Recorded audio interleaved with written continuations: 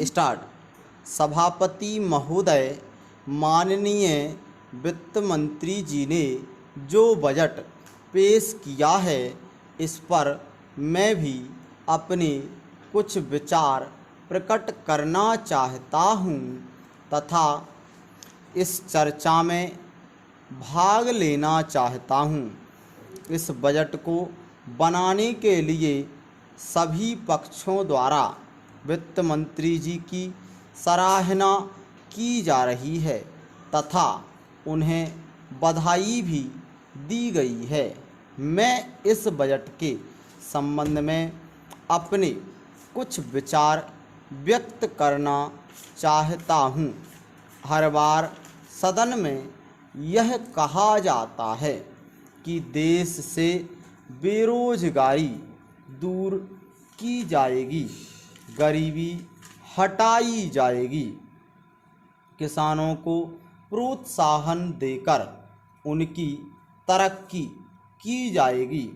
हमेशा यह कहा जाता है कि देश में समाजवाद लाने का प्रयत्न किया जाएगा तथा खुशहाली लाई जाएगी।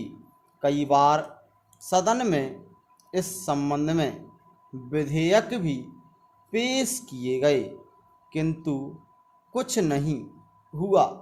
मैं समझता हूँ कि देश की समस्याओं की ओर बजट में ध्यान नहीं दिया गया।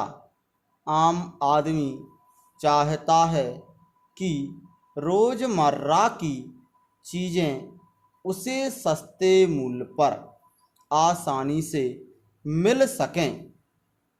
मंत्री महोदय के सारे बजट पर नज़र डालने से यही लगता है किस किस बजट में कहीं पर भी ऐसा उल्लेख नहीं है जिनसे इन कुछ महत्वपूर्ण समस्याओं का समाधान हो सके। आम आदमी को इस बजट में अत्यंत निराशा हुई है। पैरा महोदय, सभी जानते हैं कि भारतवर्ष एक कृषि प्रधान देश है।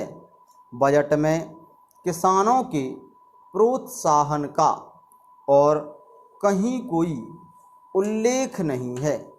किसान अपने खेत में जो भी गल्ला पैदा करता है, यदि सरकार उसके बेचने या खरीदने की इच्छा व्यवस्था कर दे और किसानों को उनके परिश्रम का उचित मूल्य मिल जाए, तो वे भविष्य में अपने खेत में और अधिक उत्पादन बढ़ाने के लिए प्रयत्न कर सकते हैं। इस सदन में हमेशा इस विषय पर चर्चा होती है तथा किसानों की दशा सुधारने के लिए आश्वासन भी दिए जाते हैं, किंतु सरकार किसानों की समस्याओं को भूल जाती है।